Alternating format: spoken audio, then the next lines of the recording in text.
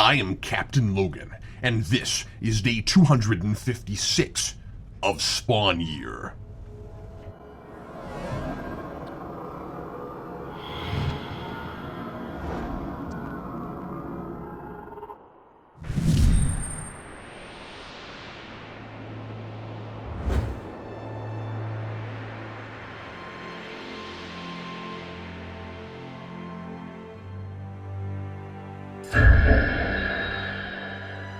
After closer examination of the skull I found in the trash 2 days ago, I've discovered that it's a little more than meets the eye at first glance. Initially, I thought it was perhaps a simple physical representation of the presumed futility of my efforts in hoping to return to my family a better man than when I left by fulfilling the requirements of Doomsvince's original deal.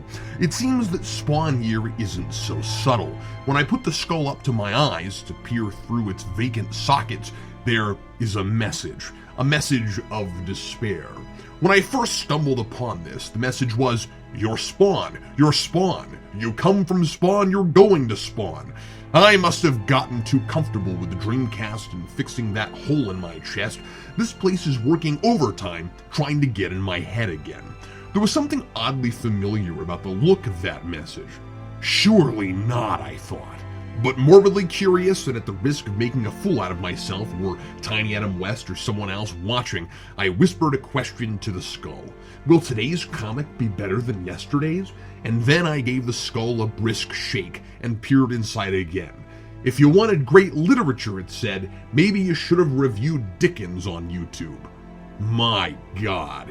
It's a Magic 8 skull, and it seems designed only to taunt me and say the opposite of what I want to hear. Well, I have no intention of listening to it. No matter what it says or what I might look like, I know I still haven't been reduced to the pitiful mess Spawn is. I really wish this book would stop pretending like he's growing as a person when he's not even learning from recent mistakes, much less the ones he made over a decade ago. Clown has Spawn trussed up in the dead zone of Rat City. Yeah, he walked right into that trap again, and that's not even the mistake I'm talking about. Clown's only plan to unleash his carnival of horrors on Spawn and make him as miserable as possible. Even put a crown of thorns on his head, because what would a Spawn comic be without trite religious imagery? But you know, Clown's farcical and theatrical, and he knows Spawn's trying to make up for past sins by legitimately trying to be a selfless savior. So I really shouldn't begrudge Hogwin the visual crucifixion reference this time. After all, Clown himself crucified Spawn to a fence in the movie, and his interpretation of Clown seems heavily influenced by John Leguizamo's performance. It's just too bad Spawn isn't any better a savior here than he was in the Ghosty Kincaid arc when he accidentally damned a woman's soul to hell by punishing her for atrocities committed by Kincaid while commandeering her body. He felt really awful for impulsively acting out of anger before he had all the facts, and he seemed to stop and reflect on how those actions were affecting other people there. This is an uncannily similar situation. Clown has possessed a bunch of alley dwellers and street punks. They're all acting like psychotic, mindless clown puppets, certainly aren't responsible for anything they do, and it's obvious this time. No room whatsoever to doubt who's pulling the strings here. And wouldn't you know it, Spawn very nearly does it again. He grabs one of Clown's minions and threatens to snap his neck if Clown doesn't unchain him. He's got to know that these people are helpless victims. And even if he's bluffing, what does he think is going to happen? Why would he risk someone's life on the off chance that Clown cares if his extended assimilated family gets hurt? So of course, Clown says, "Are you under the impression you hold something I value?" And after he rips the poor sap's head off, he tells Spawn, "I thought you knew me better than that." Yeah, me too. And then curiously, he says, "Or maybe you have me confused with someone else." I think implying that Spawn may have been trying to appeal to Jason Wynn's humanity. Dear reader, does that sound as ludicrous to you as it does to me? Jason Wynn's humanity is almost as much of an oxymoron as Al Simmons' humanity. Anyway, I read this, Spawn seems desperate to save his own skin at the expense of another person. He's being given opportunities to prove he can change since his epiphany that he's always been a monster. This time, he fails miserably, and I'll be very impressed if he suffers any kind of consequences for behaving that way. It's such an odd choice narratively, too, because it makes it so hard for me to sympathize with all the sadistic torture he's about to endure. I should mention that sometimes Clown speaks with a bit of Wynn's vernacular, and if this is actually a hybrid of the two, that could be really interesting. This is another story that stretches itself across more issues than it seems to require, with panels devoted more to splattering blood and villainous posturing than anything else.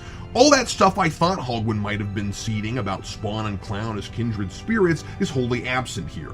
Clown wants good old-fashioned revenge on Spawn for killing him, and it doesn't seem any more layered than that. Oh, and I have no idea what that portal thing was last issue. It just serves as a cheap transition between Big Fight and Spawn in Chains. But I am still enjoying Clown quite a bit. His army of 1,000 clowns, as the title suggests, is effectively disturbing, but also plays for some pretty great morbid comedy.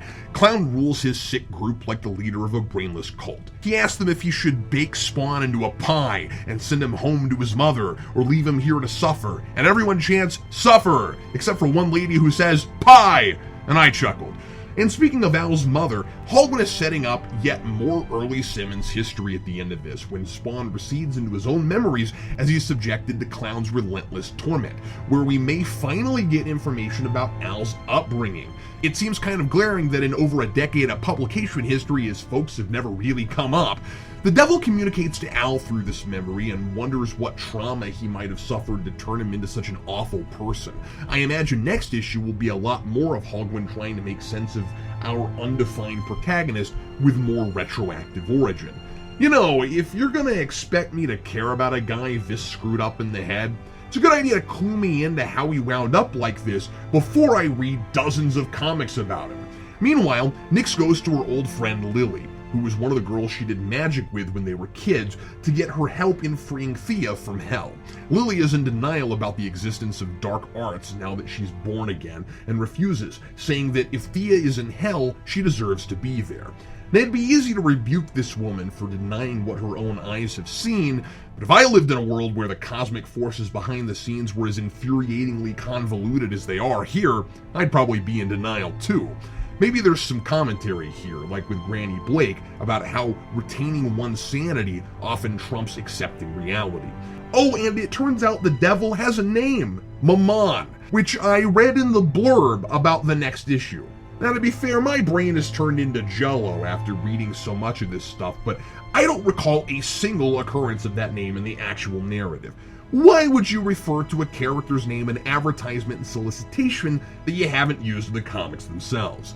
Just one more quagmire in this sea of confusion. Oh, why not? Skull, does Spawn ever get less confusing?